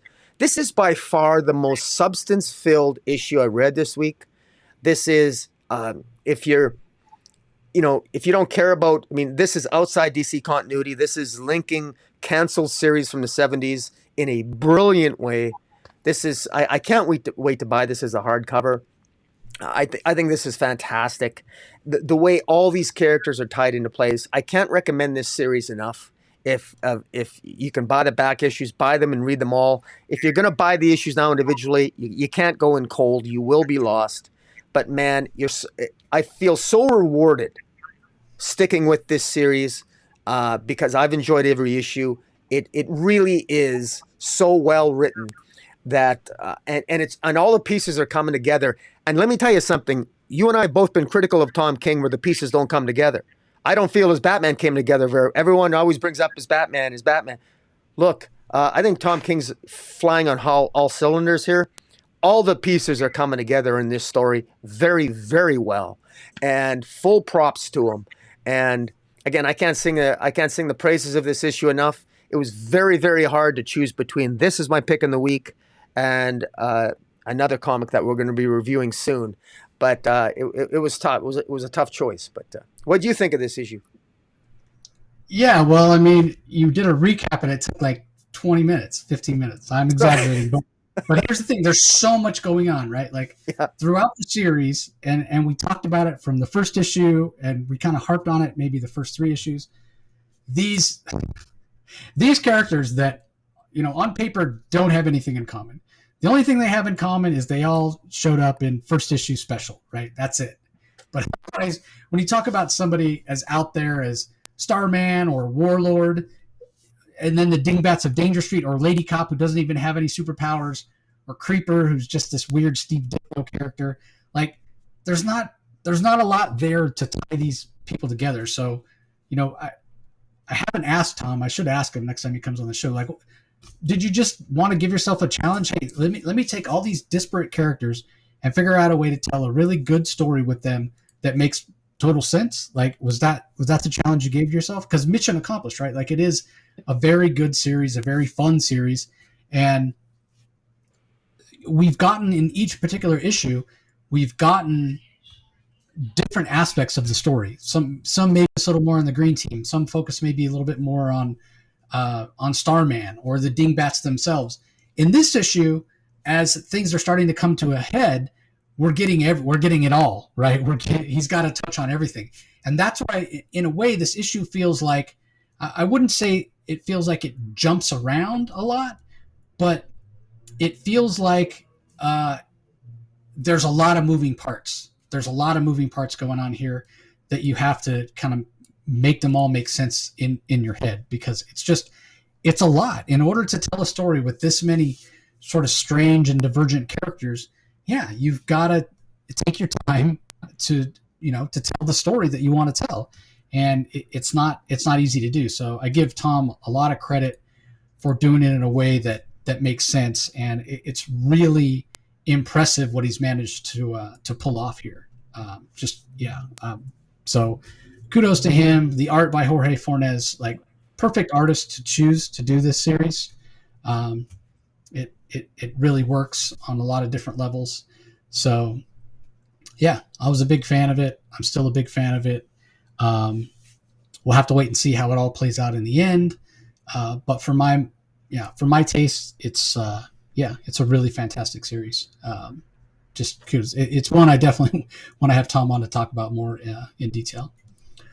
All right, up next we have Wildcats number 10. This is written by Matthew Rosenberg. Steven Segovia and Tom Wernick are the artists. Elmer Santos is on colors. Farron Delgado on letters. We finally get Grifter back in the main DCU, and a ton of action. So what do you think of this? I still have mixed feelings about Matthew Rosenberg on this. I just feel, for some reason, I just feel that it always feels a little bit on edge to me. It feels a little bit convoluted, but yet there's always something that kind of pulls me back in. That we finally, in this issue, we have Marlowe going to the Wildcats saying, "Look, I want you guys to come work for me," because Marlowe it was unclear up to this point if he was being manipulated by Amanda Waller, and we weren't really sure exactly what all the machinations were going on. This issue starts off with Peacemaker on behalf of Amanda Waller wanting to negotiate some the pieces of a meteorite from an Eastern European leader, and then Spartan shows up there for some reason, and they don't want the fragments of the meteorite to get into the hands of Amanda Waller, and so they sabotage that, and then Spartan escapes and takes off. What that has to do with the main story, I don't know. We know that Spartan and Voodoo are trying to escape they're trying to escape from Jason Halliday and all his minions, and ends up this character Maul tries to stop the Spartan, and it's actually Michael Cray is in the mind of Spartan. So Spartan is actually an android construct, so Michael Cray is actually the character formerly known as Deadshot. Michael Cray's consciousness is in Spartan, and he's fighting Maul. And so what ends... You said Deadshot, it's Deathblow. Oh, Deathblow. Thank you. So Michael Cray's Deathblow, his consciousness is in Spartan. Spartan then, with Michael Cray in his mind, actually enters the consciousness of Maul, and Maul helps Voodoo and Spartan escape. And so now Wildcats actually have a mole within Jason Halliday's organization. Meanwhile, we've got Zealot, we've got Zealot and Zealot and Fairchild and Ladytron talking with Marlowe in their limousine, and John Lynch is with them, and they basically work out that they decide, even though they don't trust each other, they're going to trust each other. And they believe now that Jason Halliday is the enemy that they need to fight. But before they can actually figure that out, they're attacked by the Justice League. Batman and Black Canary and Hawkgirl show up because they just want to talk with them. Well, that ain't going to work. So you end up with a fight between Black Canary and Zealot and Batman and we get this huge battle, this huge fight scene, and then out of the blue, guess who shows up? Grifter from his time in the multiverse from that other planet or the other Earth, and just chaos ensues, and Again, Matthew Rosenberg is really good at doing dialogue and doing the quick quips between the characters, between Batman and Grifter and all the characters. Matthew Rosenberg does a good handle on the dialogue here, and he's good at that. It's the maneuverings and the minutia of the plot moving from one plot line to another just seems a little bit monotonous. It feels like this is issue 10, and I have a feeling I'm going to feel the same way as I did with Task Force Z, that we could have probably done this in 6 issues instead of 12. But again, it's not bad. It's entertaining. I'm having fun, and so here I am sounding like, am I being critical? Yet I'm actually physically buying these issues because I kind of like them. I do kind of like them, but I do get frustrated. So it's a frustrated buy for me. But Matthew Rosenberg always manages to keep me on board. And I like how I actually don't mind how he scripts Black Canary, Arsenal, and Batman here. Sorry, I said Hawk Girl earlier. I meant Arsenal. But I thought it was a little uneven with its in terms of its plotting from earlier issues. But I think now we're finally starting to get more interesting. The chess pieces, the players finally know what the truth is, I think. And we finally know who's who and who's going to be fighting who.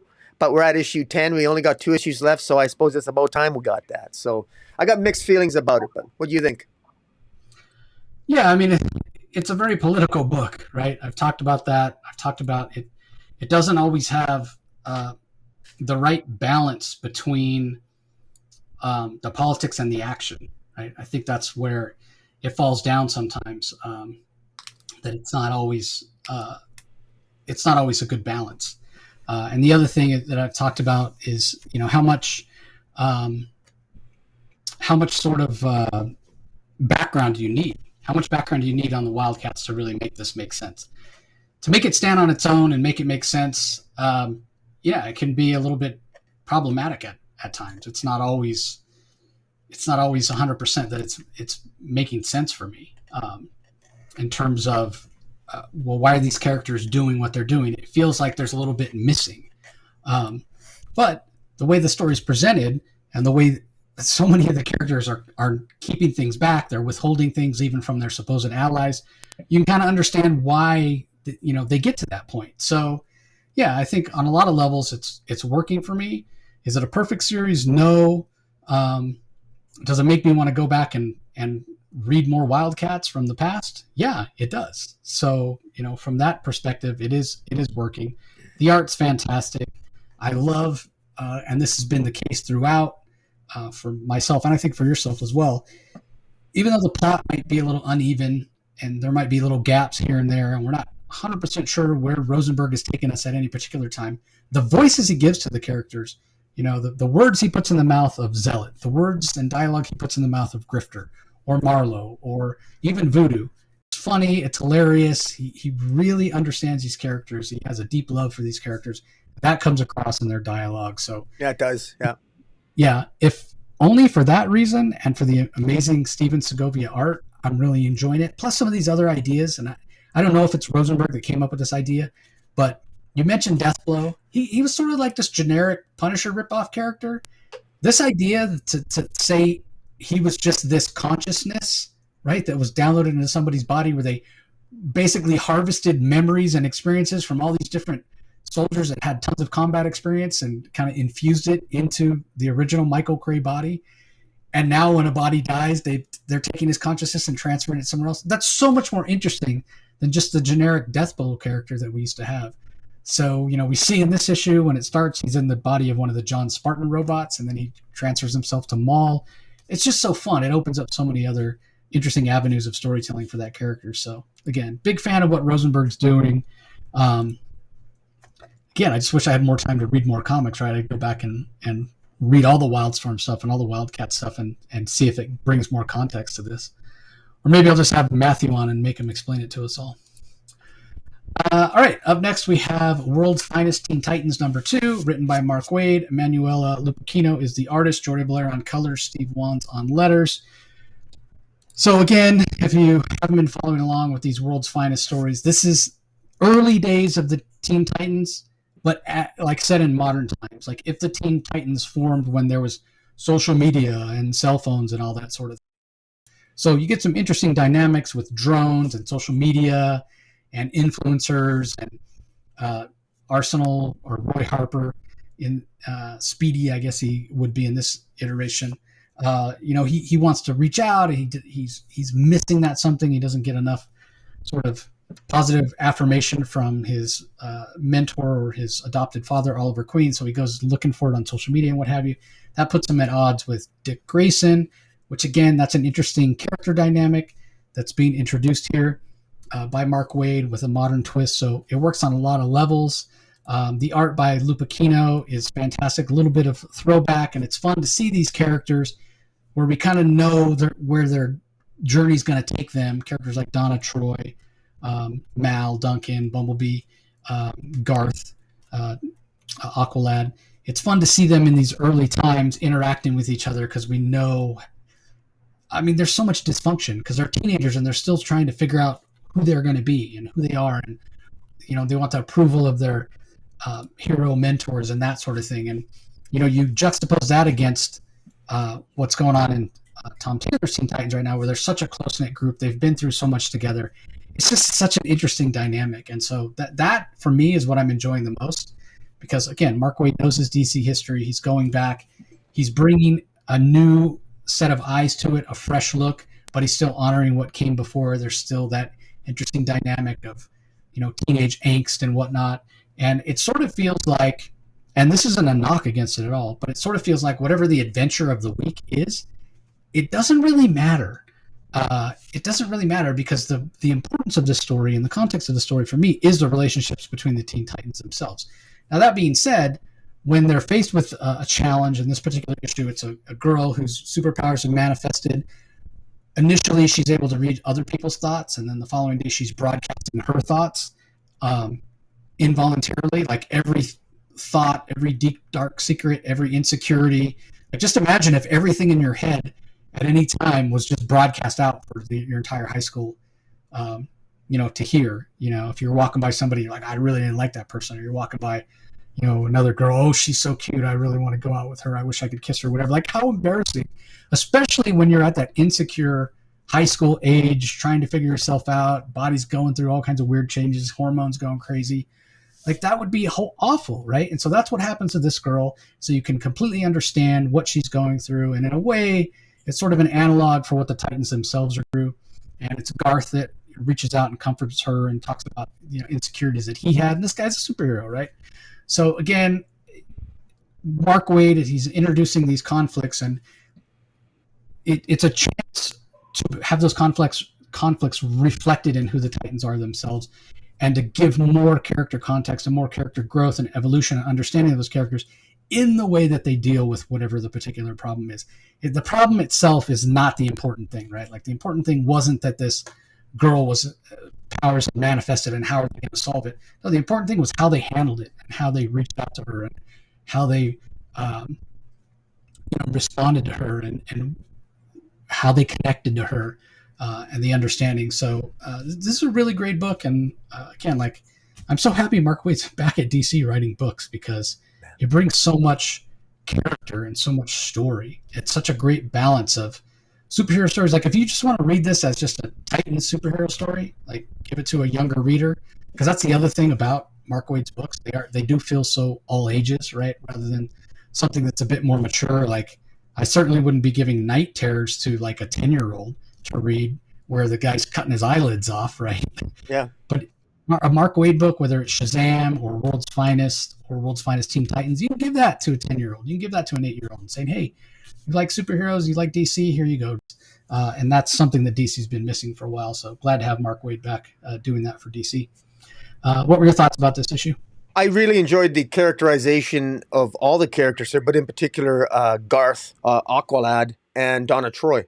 And I can't help but wonder if it's just a happy coincidence that we know that Aqualad, we know that Garth is ultimately with Brother Blood now. He's betrayed the team in Tom Taylor's in the present day story of Teen Titans. Garth is siding with, I guess, Brother Blood or whatever the hell his name is now. And it's interesting because this gives us a background on Garth and what's this we're first introduced to Garth and Donna here because they're going on a date. And Garth is wearing. I mean, Garth is used to living in Atlantis, and Mark, and he's used to being extremely insecure, and he's used to thinking of himself like a freak. By the time you're done reading this issue, all this comes out because Garth reveals his insecurities to this Dallasay character, this psychic teenager who's hiding herself off in this house of horrors because she can't seem to adapt, and she can't get her powers under control. And what I think really hits home here is Donna Troy's character. Donna Troy and Garth are dating, and they're not really compatible. And I think this is one of the things that Bumblebee notices, and even Mal notices signs of it. I mean, because they go on this date, Donna Troy, and she wants to do everything. She wants to party. She wants to socialize. She wants to see all the sights. She wants the roller coaster. She wants to go and play with children. Donna Troy is really, frankly, she's actually a little bit selfish. Maybe, I don't want to use the word narcissistic because that's overused. That's not Donna Troy, but she's thinking really more about herself, about wanting to impress Garth and about wanting to have fun and just doing things that she wants to do. And by the end of this, when you see that Garth himself in his conversation with Dallasy at the end, when he's trying to reach this teenager who's afraid and scared, he's telling her that, Garth used to be the worst critic. He was most critical of himself. He thought of himself like a freak. He was because he was from Atlantis, and that's one of the reasons why he likes wearing bright colors. I mean, my God, he's wearing pink pants on the date here. And so one of the things that stands out about Garth is Garth isn't afraid to be himself. Garth is, and he's come a long way. He even says that at the end, that it took a long time for him to realize that he was okay, that he wasn't a freak, that he's a good person. And he's much more comfortable with himself than Donna Troy is. And there's this fantastic scene at the end where Donna Troy is, at the end where Garth decides to stay and help Dallasy out. And Donna Troy just sort of looks on, and Bumblebee asks Donna if she's okay. And it's clear that Donna, I don't know what Donna's thinking, but I'm guessing she's thinking that she never even saw that side of Garth because she was too blinded by her own sort of selfishness. Hello, good night. And so I thought the character work here was excellent. And I think it might play in very well with Tom Taylor's, who knows, Tom Taylor's exploration and character work for Garth in the mainstream Teen Titans storyline. Who knows? But regardless, the character work's fantastic. Emanuela Lapachino's art, absolutely, I think, is perfectly fitting for the era. And I was really impressed with this. And this was a house of horrors in this issue. And this, to me, felt like a superior Night Terror, the true Night Terrors, but in the past. But it was very well done. Yeah, I agree. It worked on so many different levels. Just a fantastic issue. So, all right. Well, last book we're going to talk about, I'm going to let you go first because it sounded like you really enjoyed it. It's the Superman 2023 Annual #1 from writer Joshua Williamson. Tons of artists on here. We have Mahmoud Asrar, Edwin Galmon, Caitlin Yarsky, Max Rayner, and Jack Herbert. Colors by Dave McCaig, Edwin Galmon, and Alex Guermas. And then letters by Ariana Mayer. Give us your thoughts on this one. Well, I guess the first thing I want to say is I love, there's a double page spread, about three pages in, that have the heads on the sides of the panels. I absolutely love that. I've always loved that. I love that. It was often commonly used in pages of the Superman family, and whenever it is, I like that. We're privy to a staff meeting at the Daily Planet, and Lois Lane is giving all of her reporters a mission, giving them assignments as to what they got to do. And and by doing that, the entire issue is structured around that. Joshua Williamson does a really good job here structuring the issue around the assignments that Lois Lane gives her various reporters. And the highlights of the issue, I mean, there's multiple highlights, is that Lois Lane ends up herself having to interview Livewire in prison, where she encounters the Red Cloud, the character, the old villain from Brian Bendis' old villain, the Red Cloud, who is quickly relegated to insignificancy thanks to Livewire. We get Cat Grant riding along with the new Chief Kakoa, the police commissioner, where she encounters Marilyn Moon Knight and ends up getting a scoop and interviewing Marilyn Moon Knight. And we also get Jimmy Olsen and is sent to Supercorps to look at Supercorps, do a tour of Supercorps, and be interviewed by and to find out information and keep an eye on Mercy Graves. And meanwhile, Superman is stopping the Toyman throughout the issue, and Superman is really almost like he's like a corollary character in this issue. He doesn't really do all that much. We know that Toyman's toys are causing havoc in the city, and Superman finds Toyman, but it looks like somebody has manipulated the Toyman and has somehow allowed a bunch of children playing video games to actually manipulate Toyman's toys. So somebody really did a piece, really worked up Toyman, and we discover that it was actually Dr. Farm and Mr. Graft who used Toyman in order to create a distraction for Superman, while they utilized some of his tech to create a special type of syringe from Toyman tech, so they could penetrate the skin of Lobo of all people, so that they can get Lobo's blood and analyze it, only to set off alarms because there's trackers in Lobo's blood which attract the attention of none other than Brainiac himself, who has the lost city of Zarnia. So we all know that Lobo is the sole survivor of Zarnia. Lobo himself thinks that he killed and wiped out his entire planet because he killed all his planet. But in fact, before Zarnia was destroyed, apparently Brainiac, shrunk shrunk the city of Zarnia, and he's got it. And apparently Brainiac now wants to embark on a mission to ensure that he is not the sole Kaluan in the galaxy. So he doesn't want to be alone in the universe anymore, and somehow this is all tied in with Lobo's blood in the lost city of Zarnia.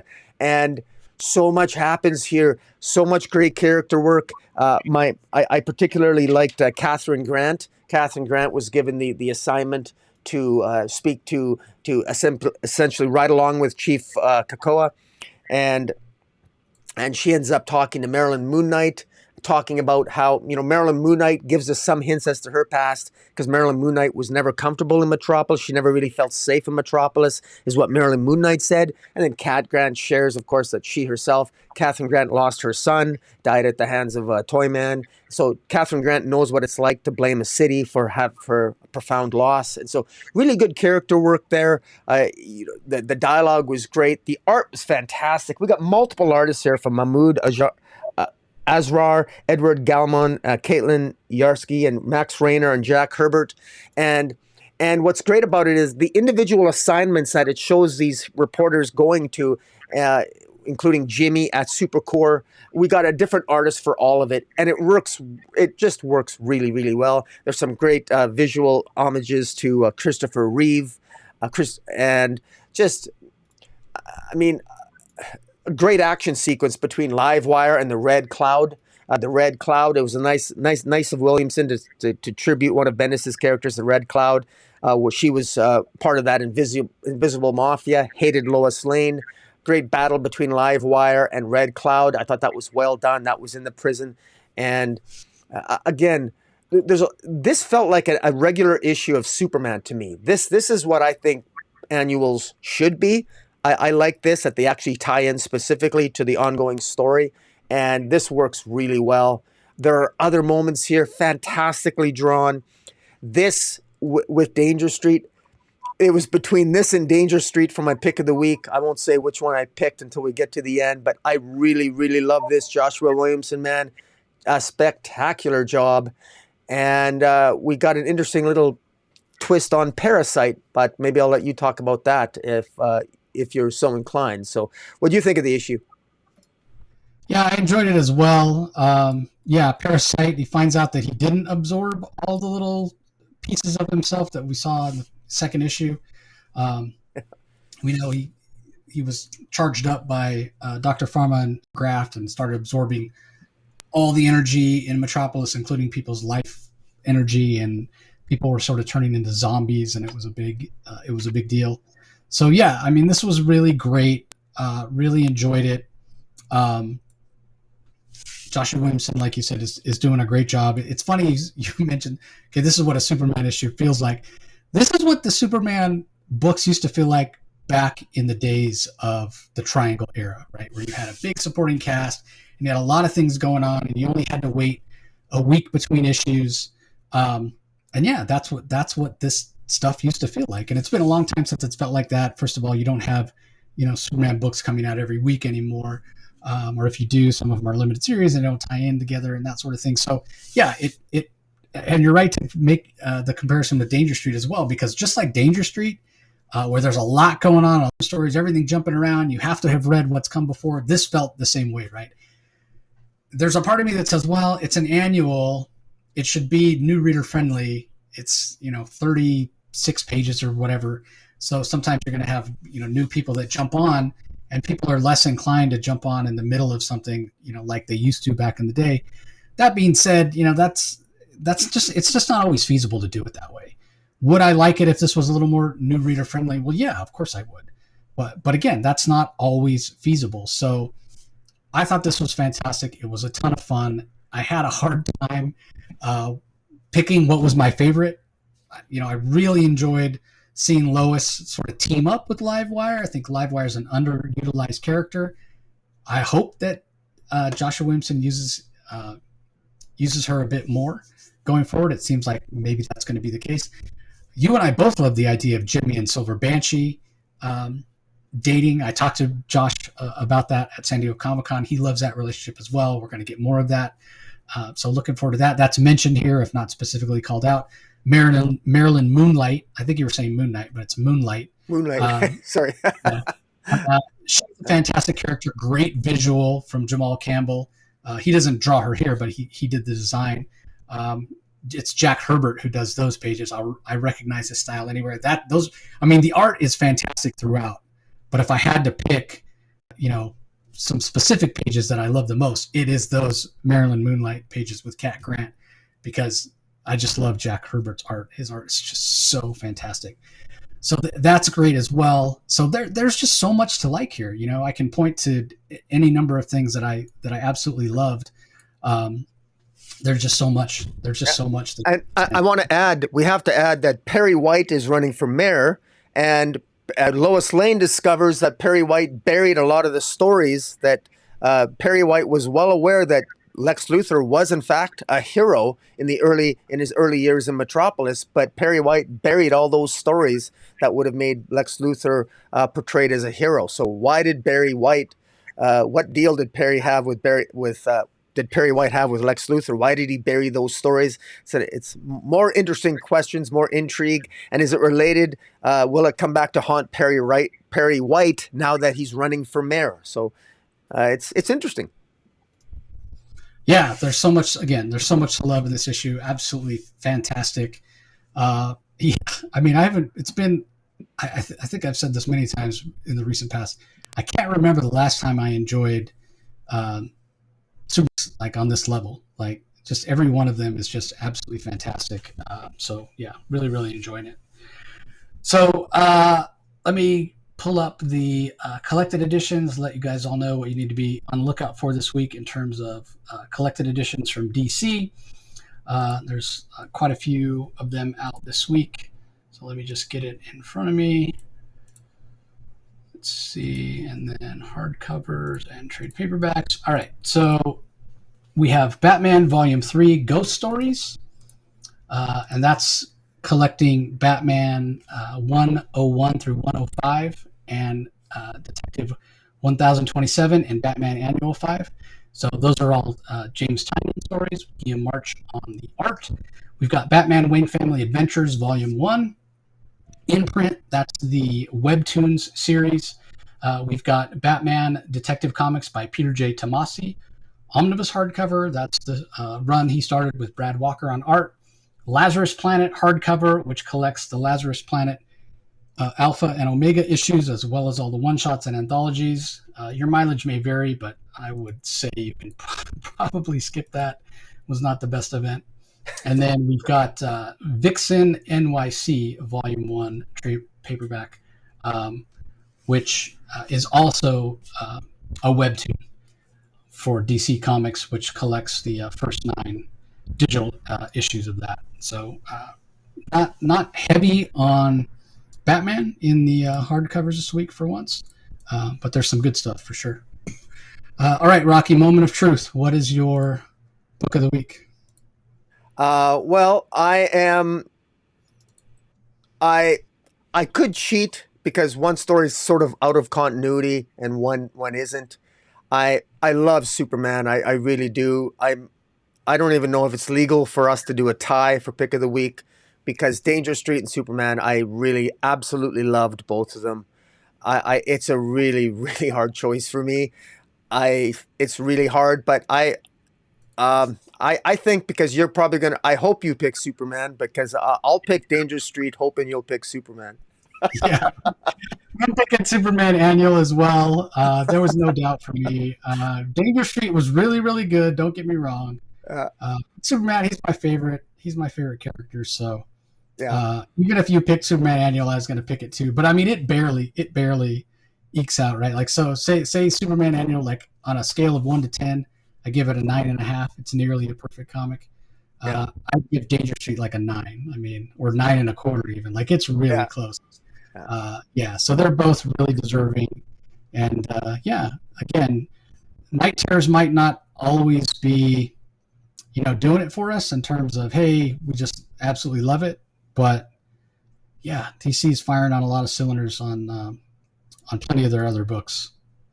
So yeah, good job, DC. yeah. All right, anything else? Anything coming up? Anything you want to tease?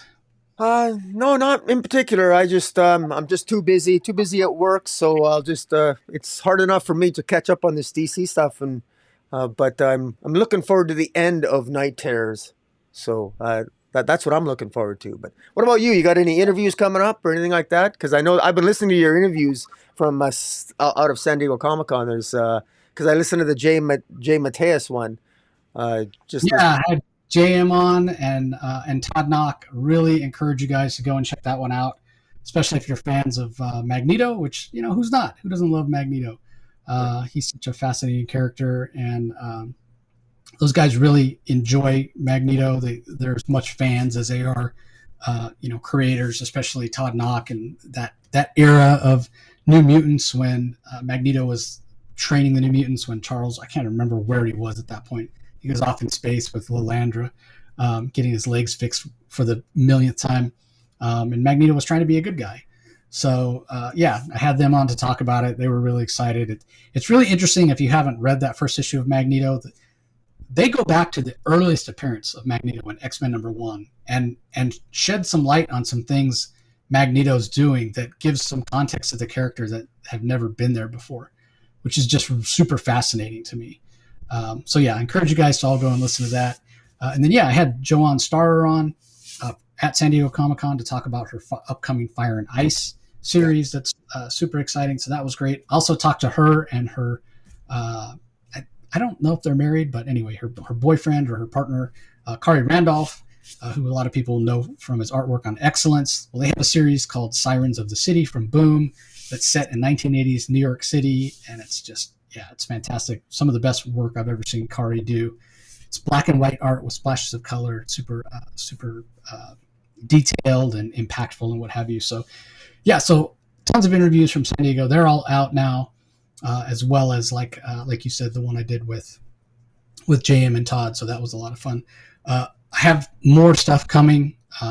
There's some creator-owned spotlights that should be coming out this week, followed by more creator-owned spotlights next week, and then just following up with other people. So yeah, we'll have some big names on coming up here in the next little while. And the other thing that I want to mention, if you go to the LRM website, the pop culture site that I'm affiliated with, lrmonline.com, go to the comic source section, or you can just type in lrmonline.com/comic source. That's where all the web pages are for all of the episodes, but there's also articles there as well. There's one article I wrote recently on The Cull, Cull, which is a new series that's coming from Image on August 16th.